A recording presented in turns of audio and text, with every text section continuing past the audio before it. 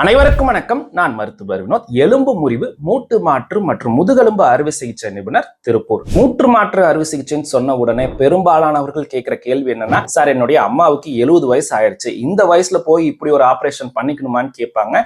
இந்த வயசுல தாங்க மூட்டு தேஞ்சு போகும். அதுக்கு தான் மூட்டு மாற்று அறுவை சிகிச்சை செய்யறோம். அது மட்டும் இல்லாம இவங்களுடைய வாழ்க்கை முறையே ஒரு 60 வயசுக்கு மேல ரொம்ப முடங்கி போன மாதிரி இருக்கும். ஏதாச்சும் ஒரு ஃபங்க்ஷனுக்கு ஃப்ரீயா போயிட்டு வர முடியாது. அது மட்டும் இல்லாம அவங்க வீட்டுல பாத்ரூம்க்கோ இல்ல ஒரு மாடிப்படியோ ஏறி இறங்கணும் அப்படின்னா இன்னொருத்தருடைய உதவியோட தான் அது செய்யற மாதிரி இருக்கும். சோ நம்ம மூட்டு மாற்று அறுவை சிகிச்சை செஞ்சதுக்கு அப்புறம் அவங்க தன்னிச்சையாக அவங்களுடைய வாழ்க்கை முறையை அவங்களால செய்ய முடியுங்க. அடுத்த முக்கியமான சந்தேகம் என்ன அப்படின்னாங்க, சார் என்னுடைய அம்மாவுக்கு இதய பிரச்சனை இருக்கு, அதற்காக மருந்துகள் எடுக்கிறாங்க, இல்ல அவங்களுக்கு சர்க்கரை நோய் பிரச்சனை இருக்கு, அதற்காக மருந்துகள் எடுத்துட்டு இருக்காங்க, இந்த சமயத்துல போய் சர்ஜரி செய்யலாமா அப்படின்னு கேட்பாங்க. ஃபர்ஸ்ட் அவங்களுக்கு மூட்டு தேய்மானம் அதிக அளவு இருக்கு, அதற்கு அறுவை சிகிச்சை தேவைன்னு சொல்லி நான் அட்மிஷன் பண்றேன் அப்படின்னாங்க, ஆபரேஷனுக்கு முன்னாடி ஒரு சீனியர் கார்டியாலஜிஸ்ட் பார்ப்பாரு. அவரும் தினசரி இன்ஹவுஸா இருக்காரு. அடுத்து ஒரு சீனியர் அனஸ்தட்டிஸ்ட் மயக்க மருந்து நிபுணர் பார்த்துட்டு இந்த பேஷண்ட் நம்ம சர்ஜரிக்கு எடுக்கிறதுனால அவங்களுக்கு எந்த ஒரு தொந்தரவும் ஏற்படாது அப்படின்னு சொன்னா மட்டும்தான் என்னால சர்ஜரிக்கு ப்ரொசீடே பண்ண முடியுங்க. சோ அதனால நீங்க கட்டாயமா